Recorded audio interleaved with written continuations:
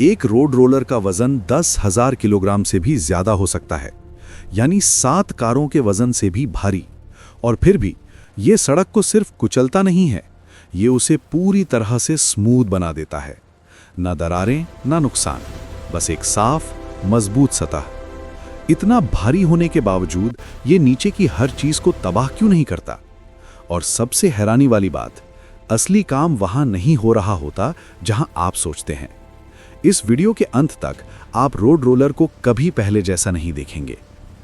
जरा सोचिए, एक विशाल स्टील का ड्रम धीरे धीरे घूम रहा है और हाथी जितना वजन नीचे दबा रहा है। अब कल्पना करें कि यही मशीन नरम डामर पर चल रही है, एक ऐसी सतह जो आसानी से दब सकती है, टूट सकती है या असमान हो सकती है। लेकिन इसके बजाय वो पूरी तरह सपाट हो जाती है और इतनी मजबूत बन जाती है कि ट्रक, बसें, यहां तक कि हवाई जहाज भी उसे सहन कर सकें। ये तो होना ही नहीं चाहिए।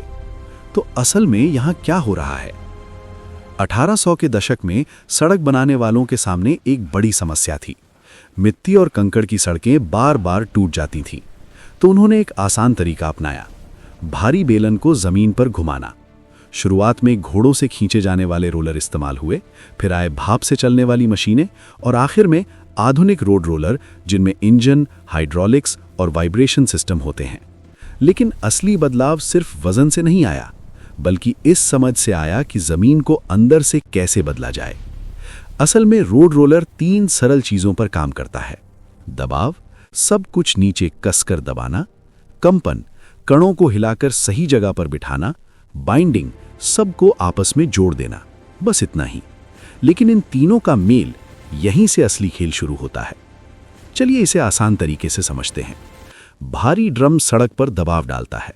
इसे ऐसे समझिए जैसे आप रेत को हाथ से दबाते हैं। जितना ज्यादा दबाव उतनी ज्यादा सख्ती। लेकिन यहां एक ट्विस्ट है, सिर्फ दबाव काफी नहीं है। अगर आप सिर्फ दबाएं, ऊपर से सतह सपाट दिखेगी, लेकिन अंदर से ढीली ही रहेगी और बाद में यही दरारों का कारण बनती है। अब आता है असली खेल। उस स्टील के ड्रम के अंदर कुछ ऐसा होता है जो दिखता नहीं, एक तेजी से घूमने वाला असंतुलित वजन। ये तेज कंपन पैदा करता है। तो जब रोलर दबाव डाल रहा होता है, वो जमीन को हर मिनट हजारों बार हिला रहा होता है, जैसे आप पत्थरों से भरी बोतल को हिलाते हैं। वो धीरे धीरे और कसकर बैठते जाते हैं, हर छोटा गैप भर देते हैं। ठीक वही सड़क के अंदर हो रहा होता है।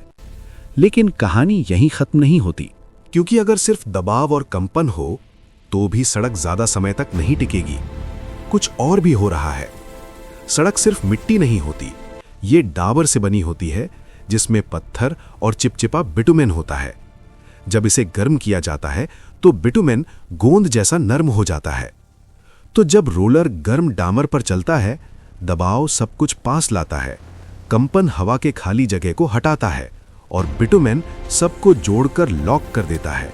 अब सड़क सिर्फ दबाई हुई नहीं है, बल्कि मजबूत और टिकाऊ बन चुकी है। कंस्ट्रक्शन साइट पर यह प्रक्रिया ऐसे चलती है।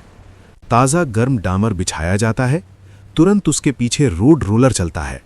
कई बार धीरे धीरे रोल किया जाता है, हर बार से घनत्व और मजबूती बढ़ती है। यहां टाइमिंग बहुत जरूरी है। अगर डामर जल्दी ठंडा हो गया तो वो सही से कॉम्पैक्ट नहीं होगा, इसलिए सब कुछ तेज और सटीक होना चाहिए। कुछ चीजें जो ज्यादातर लोग नहीं जानते, सभी रोलर एक जैसे नहीं होते। कुछ में स्मूथ ड्रम होते हैं, कुछ में पैड या रबर टायर होते हैं। ज्यादा रोल करना भी नुकसानदायक है। बहुत ज्यादा कंपन सड़क को कमजोर कर सकता है। ऑपरेटर कंपन को कंट्रोल करता है, वो मटेरियल, तापमान और मोटाई के हिसाब से सेट करता है। तो ये सिर्फ ताकत नहीं है, ये कंट्रोल्ड प्रिसिजन है। और सबसे चौंकाने वाली बात, मकसद सड़क को कुचलना नहीं है, बल्कि खाली जगह को खत्म करना है।